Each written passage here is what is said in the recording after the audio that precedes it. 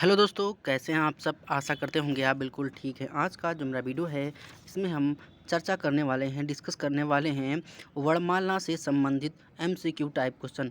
आपकी आगामी परीक्षा जो यूपीपी कांस्टेबल हो, चाहे मध्य प्रदेश पुलिस कांस्टेबल हो या आपका बिहार पुलिस कांस्टेबल हो, ठीक है?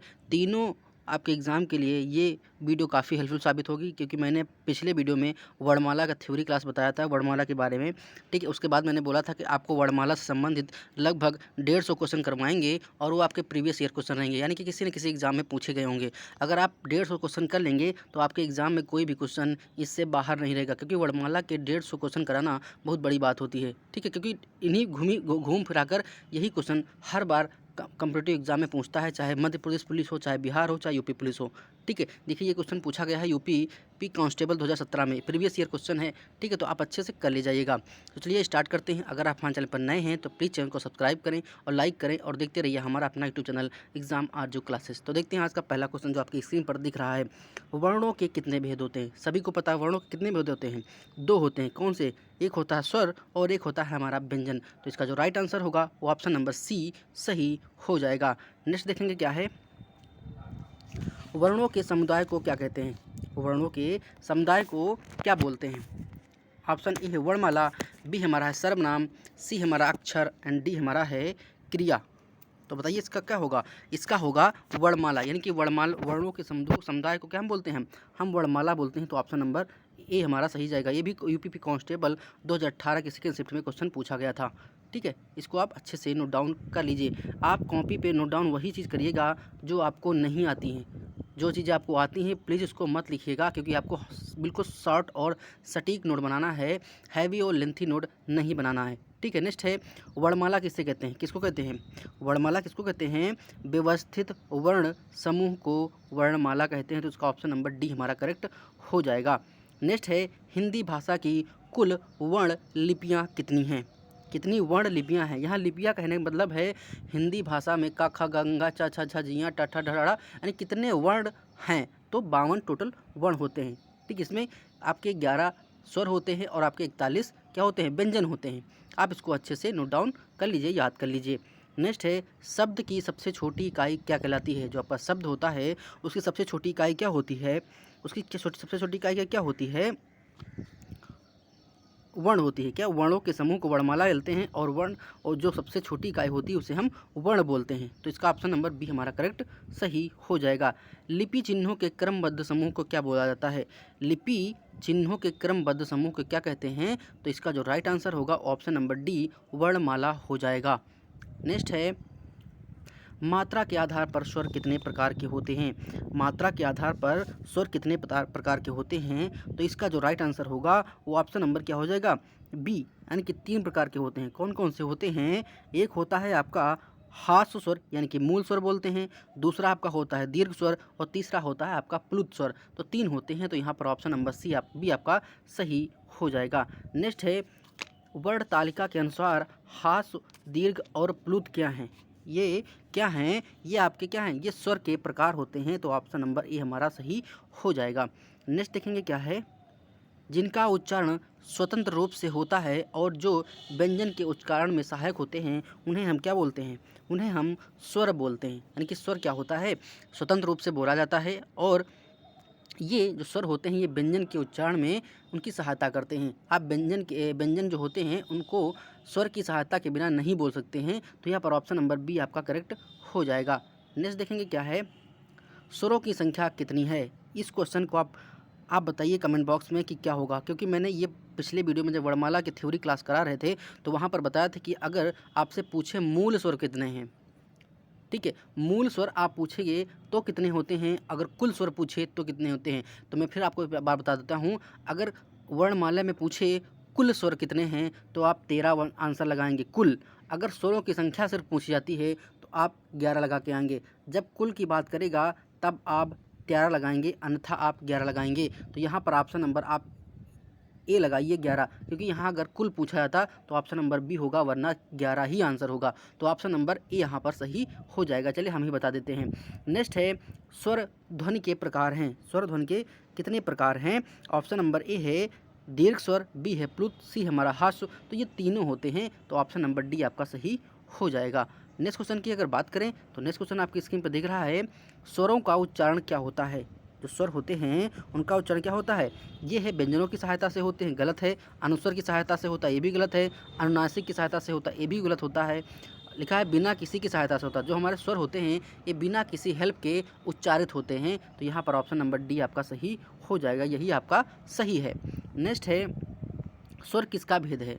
जो स्वर है ये किसका भेद है, तो ये हमारे वर्ण का भेद है। वर्णों के भेद को स्वर बोलते हैं। तो यहाँ पर ऑप्शन नंबर सी हमारा सही हो जाएगा। नेक्स्ट क्वेश्चन की अगर बात करें, हिंदी भाषा में हास्य स्वर की संख्या कितनी होती है। हास्य स्वर, तो इसमें हास्य स्वर की जो संख्या होती है वो 4 होती है। कौन कौन से होते हैं, छोटा आ होती है, छोटी ई होती है, छोटा ऊ होता है और आपके री होते हैं। ये 4 होते हैं। तो ऑप्शन नंबर बी आपका सही हो जाएगा, जिन्हें हम मूल स्वर या हास्य स्वर कहते हैं। तो कभी कभी एग्जाम में पूछता है कि हास्य स्वर क्या है और मूल स्वर क्या है, तो दोनों एक ही हैं, इनके अलग अलग नाम हैं। मूल स्वर या कहो या हास्य स्वर कहो, इनकी संख्या 4 होती है, दोनों का एक ही नाम है।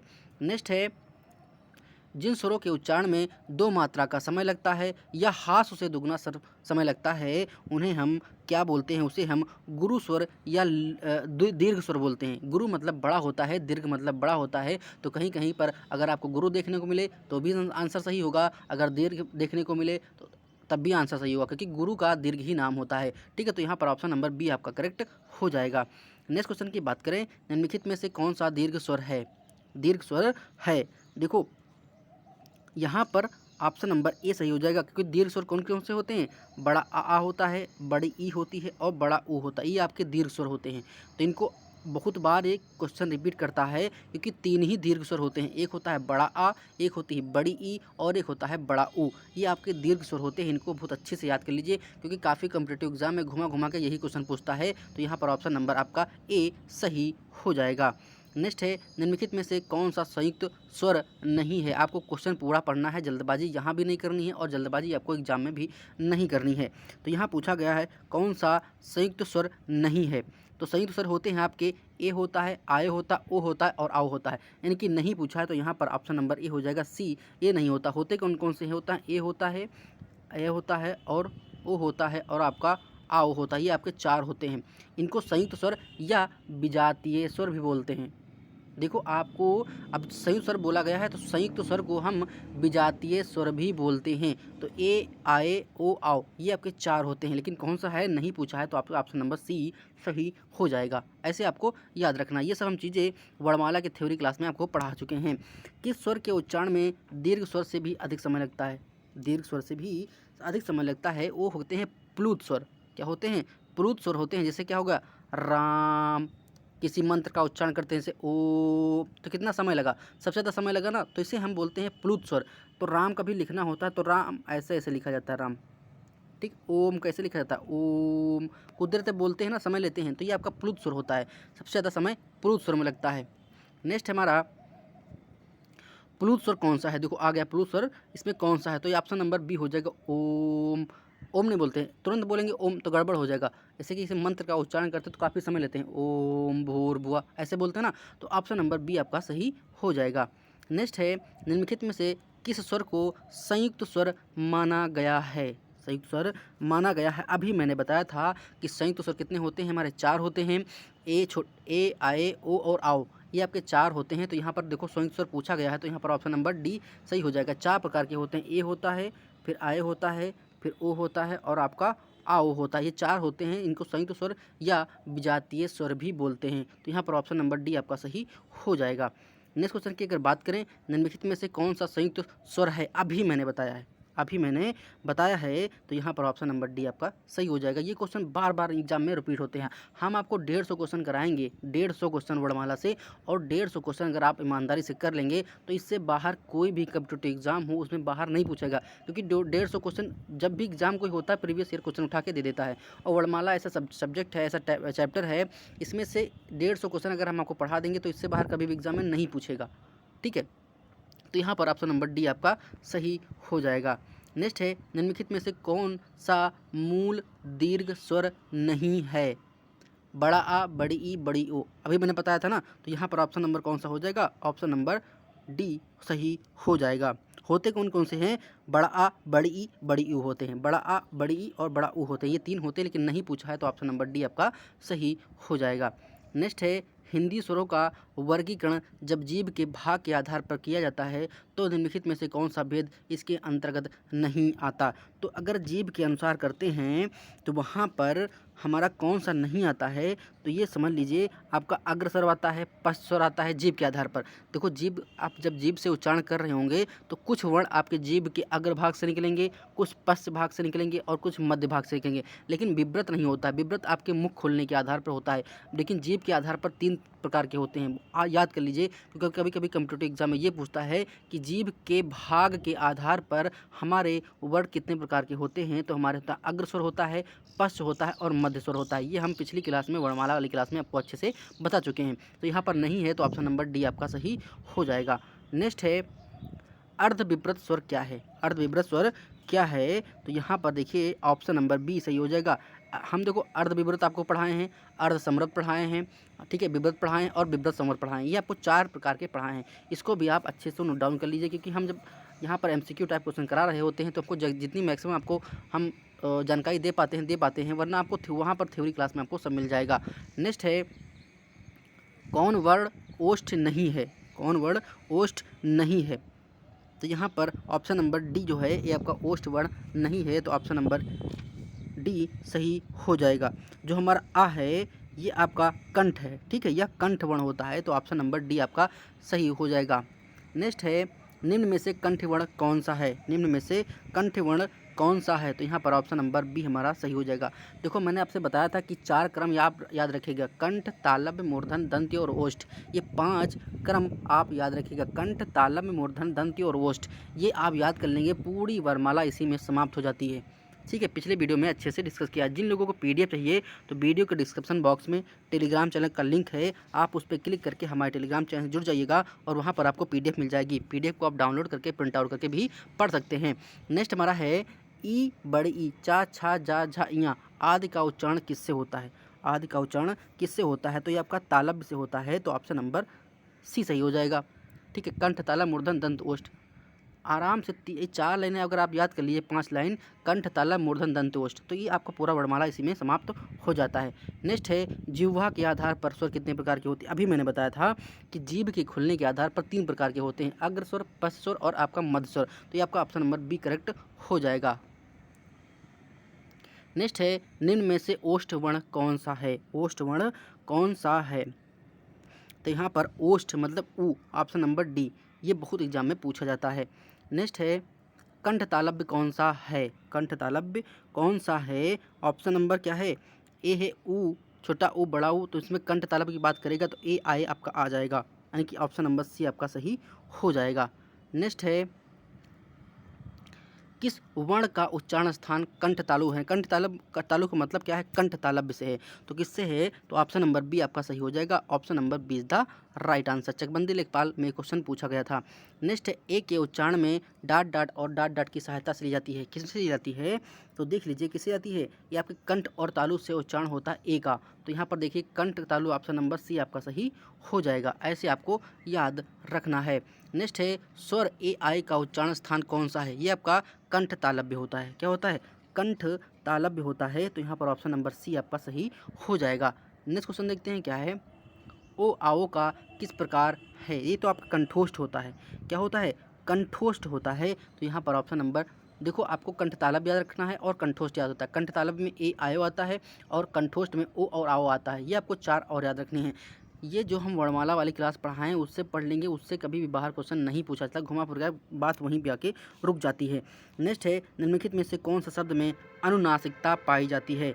अनुनासिकता पाई जाती है, तो यहाँ पर ऑप्शन नंबर ए है संभावित, बी है संभावना, सी है हमारा संभव एंड डी हमारा है संभालना। तो यहाँ पर ऑप्शन नंबर डी हमारा सही हो जाएगा। नेक्स्ट है जिन स्वरों के उच्चारण में हवा नाक से भी निकलती है उन्हें क्या बोलते हैं?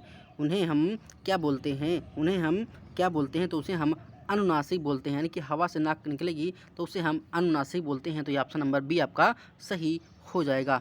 नेक्स्ट क्वेश्चन की बात करें, जिनकी ध्वनि केवल मुख से निकलती है वे होते हैं, उन्हें हम निरअनुनासिक बोलते हैं, निरअनुनासिक बोलते हैं। तो ऑप्शन नंबर डी आपका करेक्ट हो जाएगा। नेक्स्ट है, होठों की आकृति के आधार पर निम्नलिखित में से कौन आवृतमुखी स्वर है। देखो, होंठ के जीभ के आधार पर 3 प्रकार के होते हैं, अग्र स्वर, पश्च स्वर और मध्य स्वर। लेकिन होंठ, आपके जो होंठ हैं, इसके आधार पर आपके 2 प्रकार के होते हैं, आवृतमुखी और वृत्तमुखी। जिस वर्ण को बोलने से आपके होंठ जो गोल हो जाएं तो आप क्या है, वो वृत्तमुखी होता है, और जिसके होंठ गोल ना हो वो आपका आवृतमुखी होता है। ये भी हम पढ़ा चुके हैं। तो यहाँ पर ऑप्शन नंबर कौन सा सही हो जाएगा, होंठों के खुलने के आधार पर, तो ऑप्शन नंबर ई आपका सही हो जाएगा। ये आवृतमुखी होता है। नेक्स्ट है, भाषा विज्ञान की दृष्टि से ऊ किस प्रकार का स्वर है, किस प्रकार का स्वर है भाषा विज्ञान की। तो यहाँ पर देखिए, ये हमारा पश्च संवृत होता है, पश्च यानी कि जीभ की जो पश्च भाग है वहाँ से ये निकलता है। नेक्स्ट है, निम्न में से कौन सा शब्द स्वर का वर्गीकरण नहीं है, वर्गीकरण नहीं है। तो यहाँ पर देखो, प्लुत स्वर भी होता है, हास स्वर भी होता है, संयुक्त, लेकिन द्वितीय व्यंजन ये व्यंजन होता है। तो ऑप्शन नंबर डी हमारा सही हो जाएगा। द्वितीय व्यंजन मतलब होता है जच्चा, बच्चा। एक व्यंजन जब 2 बार आ जाता है तो उसे हम द्वितीय व्यंजन बोलते हैं। जैसे बच्चा लिखोगे तो चा चा 2 बार आता है, चच्चा लिखोगे चा चा 3 बार आता है। जब कोई व्यंजन 2 से अधिक बार आता है तो वहाँ पर द्वितीय व्यंजन हो जाता है। नेक्स्ट है, हिंदी वर्णमाला की रा ध्वनि क्या है, रा ध्वनि क्या है। तो ये हमारा स्वर होता है ना, ये स्वर में आता है। नेक्स्ट है, अंतस्थ और ऊष्म व्यंजन हमारे कितने होते हैं। अंतस्थ व्यंजन 4 होते हैं, या, रा, ला, वा। और आपके ऊष्म व्यंजन क्या होते हैं, तीनों शा और आपका हा, शा शा शा हा, तीनों सा। और आपका जो अंतस्थ व्यंजन होता है, या, रा, ला, वा होते हैं, या, रा, ला, वा, ये आपके 4 होते हैं। और ऊष्म क्या होते हैं, तीनों सा और आपका हा, ये होते हैं ऊष्म व्यंजन। तो कितने टोटल मिला के हो जाएंगे आपके, 8 हो जाएंगे। तो ऑप्शन नंबर बी आपका सही हो जाएगा। नेक्स्ट है, हिंदी वर्णमाला के अनुसार पंचमाक्षरों की संख्या कितनी है। नाम हो गया पंचमाक्षर। पंचमाक्षर होते हैं क्या, अंगा, इया, ड़ा, ना, मा, ये आपके 5 होते हैं। अंगा, इया, ड़ा, ना और मा, ये आपके 5 होते हैं। तो ऑप्शन नंबर बी हो जाएगा, पंचमाक्षर इसे बोला जाता है। नेक्स्ट है, स्वर तंत्रियों के आधार पर व्यंजन को कितने वर्गों में बांटा गया है। तो कितने वर्गों में बांटा गया है, 2 वर्गों में। एक होता है आपका अघोष और एक होता है आपका सघोष। अघोष में क्या होता है, 1 2 होता है, बाकी सघोष में क्या होता है, 3 4 5, तीसरा चौथा 5वां वर्ग में बोला जाता है। नेक्स्ट है हमारा 2 प्रकार के, इसका ऑप्शन नंबर 2 हमारा सही हो जाएगा। ये सब अच्छे से हम ट्रिक वाइज पढ़ाए हैं। नेक्स्ट है, एक से अधिक वर्णों के मेल को क्या बोलते हैं, उसे हम अक्षर बोलते हैं। भाई कोई भी अक्षर है वो 2 से या 2 अधिक से वर्णों के योग से मिलता है, हमारा अक्षर बनता है। नेक्स्ट है, कौन सा ऊष्म व्यंजन नहीं है, नहीं है। ऊष्म व्यंजन होते कौन कौन से हैं, शा शा शा हा, यानी कि तीनों शा और आपका हा, ये आपके ऊष्म व्यंजन होते हैं। तो यहाँ पर ऑप्शन नंबर कौन सा सही हो जाएगा, गा। ये गा आपका नहीं है, ठीक है, गा आपका नहीं है, ये आपका कंठ तालव्य होता है। तो option number C is the right answer. Next है, निम्नलिखित में से कौन सा कंठ ध्वनियाँ हैं, कंठ ध्वनियाँ हैं। तो यहाँ पर देख लीजिए, आपका का खा मतलब से कंठ तालव्य, तो का खा आ गया कंठ में, तो ये पूछा ही है, तो आपका ऑप्शन नंबर ए सही हो जाएगा। नेक्स्ट हम बात करते हैं, घा का उच्चारण स्थान कौन सा है। जो आपका घा होता है, ये उच्चारण स्थान क्या होता है, तो ये आपका कंठ से आता है, का खा गंगा ना, तो एक का वर्ग में आएगा। तो ऑप्शन नंबर बी आपका सही हो जाएगा। नेक्स्ट हम बात करते हैं क्वेश्चन नंबर 49 की, निम्नलिखित में से कंठ तालव्य ध्वनियाँ क्या होती हैं। जो आपका का वर्ग पूरा होता है वो आपका कंठ होता है। तो यहाँ पर देखिए ऑप्शन नंबर सी आपका करेक्ट हो जाएगा। 50 क्वेश्चन की बात करें, 50वें क्वेश्चन की, देखते हैं निम्नलिखित में से एक कंठ ध्वनि है। कंठ ध्वनि मतलब का वर्ग पूरा, तो इसमें क्या है, कौन सा हो जाएगा, आपका ए हो जाएगा, का खा गा घा, यही आ गया ना, ए वाला। तो ऑप्शन नंबर ए आपका सही हो जाएगा। 50 क्वेश्चन आज कराए हैं, 50 कल करवाएंगे, 50 परसों करवाएंगे, यानी कि 150 क्वेश्चन आपको हम कंप्लीट करवा देंगे। मैंने पहले वीडियो में आपको वर्णमाला की थ्योरी क्लास ली थी, ठीक है, उसकी 2 वीडियो बनाया था। अब हम MCQ टाइप क्वेश्चन करवा रहे हैं। ये 3 वीडियो वर्णमाला से हो गई हैं, 2 भी बाकी हैं, वो हम टोटल MCQ टाइप क्वेश्चन रहेंगे और प्रीवियस ईयर रहेंगे, किसी न किसी एग्जाम में पूछे गए होंगे। ठीक है, अगर आपको वीडियो पसंद आया तो प्लीज़ वीडियो को लाइक करें, शेयर करें, सब्सक्राइब करें, और अगर हमारे चैनल पर नए हैं तो प्लीज़ चैनल को सब्सक्राइब जरूर कर दें। मिलते हैं नेक्स्ट वीडियो के साथ, नेक्स्ट अपडेट के साथ। आपका दिन शुभ हो, मंगलमय हो।